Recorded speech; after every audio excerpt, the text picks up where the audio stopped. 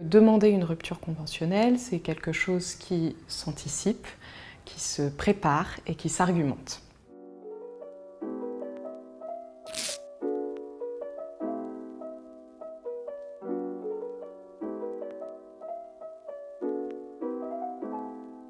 Si aujourd'hui tu ne te retrouves plus dans ton poste, tes missions, ton quotidien de travail, si tu aspires à autre chose, que tu rêves d'un ailleurs, peut-être as-tu envisagé la rupture conventionnelle.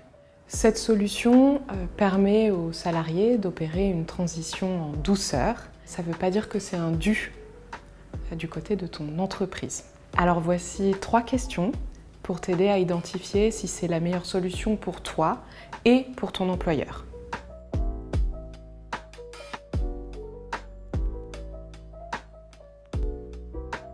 Qu'est-ce qui ne te convient plus dans ta situation professionnelle aujourd'hui?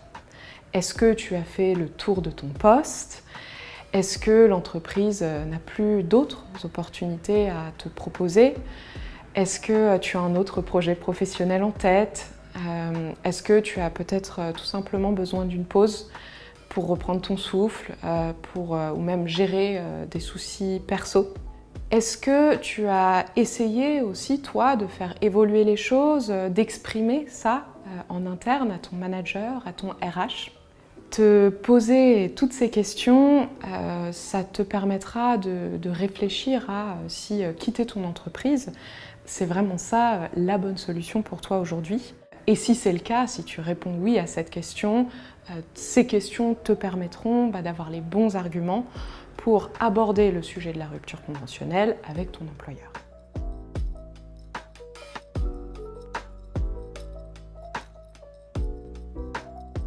Ton employeur appréciera que tu adoptes une attitude responsable, que tu essayes de te mettre à sa place. Est-ce que, par exemple, ton employeur devra recruter, former une nouvelle personne? Comprendre, réfléchir aux enjeux de ton employeur dans cette situation, ça te permettra d'être force de proposition. On peut imaginer, par exemple, que tu proposes d'aider à recruter, à former la personne qui sera amenée à te remplacer.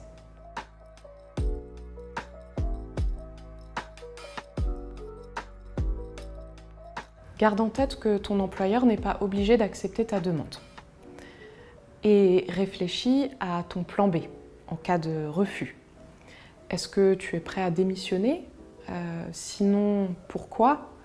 Ces questions te permettront d'identifier, de valider tes motivations à changer, à partir, et ou d'identifier peut-être des peurs qui t'empêchent aujourd'hui de sauter le pas. Par exemple, tu pourrais craindre de te retrouver en insécurité financière. Et peut-être qu'en y réfléchissant un peu, en creusant, tu vas te rendre compte que en fait, tu as les ressources suffisantes pour ne pas travailler pendant un temps. Comprendre tes besoins et ceux de ton employeur, c'est autant d'éléments qui te permettront d'ajuster au mieux ta demande. Et au pire, si ça ne marche pas, ça peut aussi être une opportunité.